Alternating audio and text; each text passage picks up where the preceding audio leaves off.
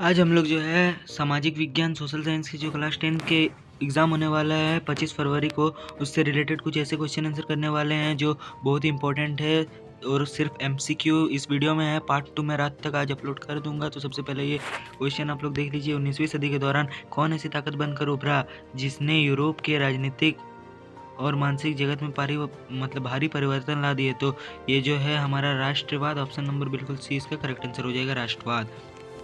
दूसरी क्वेश्चन की ओर बढ़ते हैं। दूसरी क्वेश्चन हमारा बता रहा है फ्रांस में प्रथम विद्रोह कब हुआ था? तो फ्रांस में ऑब्वियसली आपको पता होगा कि फ्रांस में जो जुलाई 1830 में है प्रथम विद्रोह हुआ था। तीसरा नंबर क्वेश्चन बोल रहा है 1804 की नागरिक संहिता, जिसे आमतौर पर नेपोलियन की संहिता के नाम से जाना जाता है, उसको क्या कदम उठाया था? तो जन्म के आधार पर सभी जो अधिकार मिलते थे उसको समाप्त कर दिया था। कानून के समक्ष है सबकी बराबरी और संपत्ति के अधिकार को भी सुरक्षित कर दिया था। प्रशासनिक भी ये तीनों हो जाएगा। तो इसका ऑप्शन नंबर डी बिल्कुल इसका करेक्ट आंसर हो जाएगा, जो एकदम प्योर झारखंड बोर्ड का रियल क्वेश्चन है, 2023-24 मिला के है। 4 नंबर क्वेश्चन बोल रहा है 1917 में गांधी जी ने खेड़े जिले के किसानों की मदद के लिए सत्याग्रह का आयोजन किया। खेड़ा भारत के किस राज्य में स्थित है? तो खेड़ा जो है भारत के हम गुजरात में स्थित है। 5 नंबर क्वेश्चन बोल रहा है कि साइमन कमीशन भारत क्यों आया? तो साइमन कमीशन जो है भारत में जो है संवैधानिक व्यवस्था का कार्यशैली का अध्ययन करने के लिए आया था। 6 नंबर क्वेश्चन की ओर बढ़ते हैं। 6 नंबर क्वेश्चन बोल रहा है 1840 के दशक के मध्य में आयरलैंड में किस बीमारी के कारण कौन सा फसल किसी बीमारी के कारण जो है कौन सा फसल खराब हो गया था? तो आयरलैंड है, तो इसमें अब हमारा ऑप्शन नंबर बी बिल्कुल आलू करेक्ट हो जाएगा। 7 नंबर क्वेश्चन की ओर बढ़ते हैं। 7 नंबर जो क्वेश्चन बोल रहा है प्रथम विश्व युद्ध खत्म होने के केवल 2 दशक बाद दूसरा विश्व युद्ध शुरू हो गया, जिसमें एक गुट में धुरी शक्तियां मुख्य रूप से नाज़ी जर्मन, जापान और इटली थी। तो दूसरा खेमा जो मित्र राष्ट्रों के नाम से जाना जाता है, उसमें कौन कौन से देश थे? तो उसमें तो जो ये भारत तो किसी में नहीं था, तो ये भी ऑप्शन गलत है, ये भी ऑप्शन गलत है, ये भी ऑप्शन गलत है। तो हमारा ऑप्शन नंबर बिल्कुल सी, ब्रिटेन, सोवियत संघ, फ्रांस और अमेरिका। ऑप्शन नंबर सी बिल्कुल करेक्ट आंसर हो जाएगा।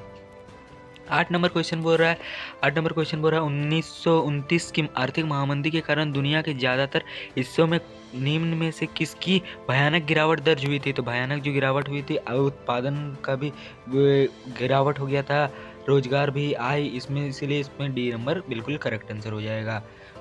फिर नेक्स्ट क्वेश्चन बोल रहा है बुनकरों को कच्ची कपास की समस्या का सामना क्यों करना पड़ा? तो बुनकरों को जो है कच्ची कपास का सामना करना पड़ा क्योंकि निर्यात बाजार जो है घट गया था।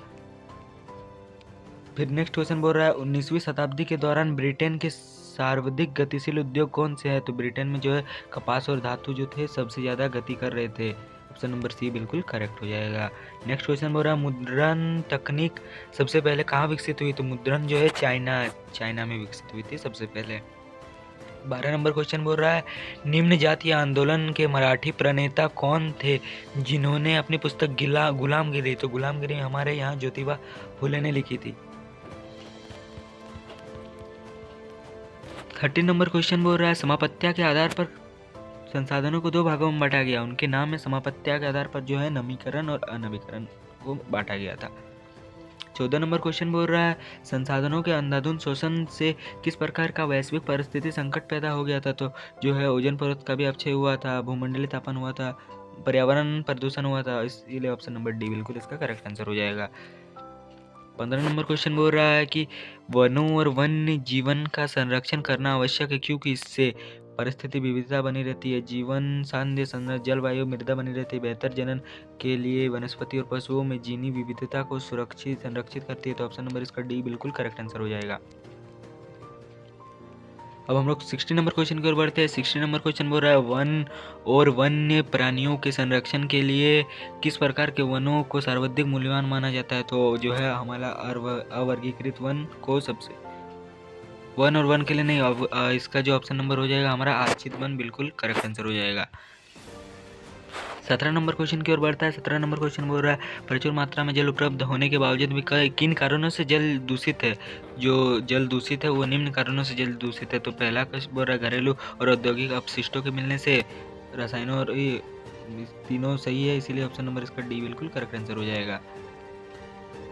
18 नंबर क्वेश्चन बोल रहा है मानसून के आगमन में के साथ जो फसल बोई जाती है उसको क्या बोलते हैं? मानसून के समय मतलब गर्मी, गर्मी जिस टाइम में पड़ती है तो खरीफ फसल में जैसे धान आते हैं, चावल धान वही। 19 नंबर क्वेश्चन बोल रहा है पवन और सौर ऊर्जा संसाधनों की बहुतायत भारत के किस राज्य में अधिक पाई जाती है? तो भारत के जो है सौर ऊर्जा और पवन राष्ट्र मतलब राजस्थान जो है ऑप्शन इसका बिल्कुल करेक्ट आंसर हो जाएगा राजस्थान में, क्योंकि राजस्थान में मतलब मरुस्थलीय मृदा पाई जाती है, मतलब वहाँ पे जो है वायु ज़्यादा चलती है। 20 नंबर क्वेश्चन की ओर बढ़ते हैं। 20 नंबर क्वेश्चन बोल रहा है जल और उर्वरकों के अधिक और आवेगपूर्ण प्रयोग से किस प्रकार की समस्याएं पैदा हो गई है? तो जल और ये लवणता, जलाक्रांत, लवणता, सूक्ष्म पोषक तत्वों की कमी, ऑप्शन नंबर इसका डी बिल्कुल करेक्ट हो जाएगा। 21 नंबर क्वेश्चन बोल रहा है औद्योगिक विकास के रीढ़ के रूप में किस खनिज को महत्वपूर्ण माना जाता है? तो औद्योगिक विकास जो है लौह खनिज को बिल्कुल महत्वपूर्ण माना जाता है। 22 नंबर क्वेश्चन बोल रहा है 22 नंबर जो बोल रहा है निम्न में से किस प्रकार के खनिजों का प्रयोग आणविक ऊर्जा के उत्पादन में किया जाता है? तो यूरेनियम और थोरियम, ये जो ऑप्शन नंबर ए यूरेनियम और थोरियम का उपयोग किया जाता है मुख्य रूप से। 23 नंबर क्वेश्चन बोल रहा है वायु प्रदूषण निम्न में से किस पर अपना दुष्प्रभाव डालता है? तो पशुओं पर, मानव स्वास्थ्य पर, पौधों पर। तो इसका ऑप्शन नंबर डी इसका करेक्ट आंसर हो जाएगा। 24 नंबर क्वेश्चन बोल रहा है बेल्जियम में अल्पसंख्यक के रूप में किस भाषा बोलने वाले लोग तुलनात्मक रूप से ज़्यादा समृद्ध और ताकतवर रहे हैं? तो बेल्जियम में जो है डच भाषा जो थे 59% थे, जर्मन जो 1% थे, जो हमारे फ्रेंच थे वो मतलब वो 40% थे, जो ताकतवर ज़्यादा थे। जब 1956 में श्रीलंका में कानून बनाया गया तो उनमें किन किन बातों को जोड़ा गया? तो उनमें जो है सिंहली को एकमात्र राजभाषा घोषित किया गया था, सरकारी नौकरियों में सिंहली को प्राथमिकता दी, बौद्ध को ज़्यादा बढ़ावा दिया, बौद्ध धर्म को। तो इसका ऑप्शन नंबर डी बिल्कुल करेक्ट आंसर हो जाएगा। 26 नंबर क्वेश्चन बोल रहा है निम्न में से कौन कार्यपालिका और विधायिका द्वारा बनाए गए कानूनों पर अंकुश लगाता है? तो विधायिका और न्यायपालिका जो है इन दोनों मतलब इसमें जो है अंकुश लगा सकता है न्यायपालिका। अब 27 नंबर की क्वेश्चन बढ़ता है। 27 नंबर क्वेश्चन बोल रहा है पोखरण जहां भारत ने 1998 में अपने परमाणु परीक्षण किए वह भारत के किस राज्य में है? तो भारत 27 नंबर की क्वेश्चन की ओर बढ़ते हैं। 27 नंबर क्वेश्चन बोल रहा है पोखरण जहां भारत ने 1998 में अपने परमाणु परीक्षण किए वह भारत के किस राज्य में स्थित है? तो भारत के जो है वो उत्तर प्रदेश राज्य में स्थित है। अब हम लोग नेक्स्ट क्वेश्चन की ओर बढ़ते हैं। नेक्स्ट क्वेश्चन बोल रहा है कि सामाजिक विभाजन अधिकांश आधारित होता है जन्म पर जो है सामाजिक विभाजन आधारित हो जाता है, क्योंकि जन्म से उनका ऊंच नीच मतलब जाति का ऊंच नीच पता चल जाता है। 29 नंबर क्वेश्चन बोल रहा है सांप्रदायिकता राजनीति सोच पर आधारित होती है कि धर्म की सामाजिक समुदाय का निर्माण करता है। इस मान्यता के अनुकूल सोचना क्या कहलाता है? तो धर्मनिरपेक्षता, इसके मतलब धर्म तो धर्मनिरपेक्षता, संप्रदाय तो सांप्रदायिकता, जाति तो जाति। अब हम लोग नेक्स्ट लास्ट क्वेश्चन जो है उसकी ओर बढ़ते हैं। लास्ट क्वेश्चन बोल रहा है निम्नलिखित में से किस राज्य में शिशु मृत्यु दर कम है? तो केरल में जो है शिशु मृत्यु दर सबसे कम है। तो ऑप्शन नंबर यहाँ सी इसका करेक्ट आंसर हो जाएगा। तो हम लोग तो मिलते हैं यहीं पे। ये इसमें से 90% जो है मैच एकदम आपके 2025 बोर्ड एग्जाम में करने वाले हैं।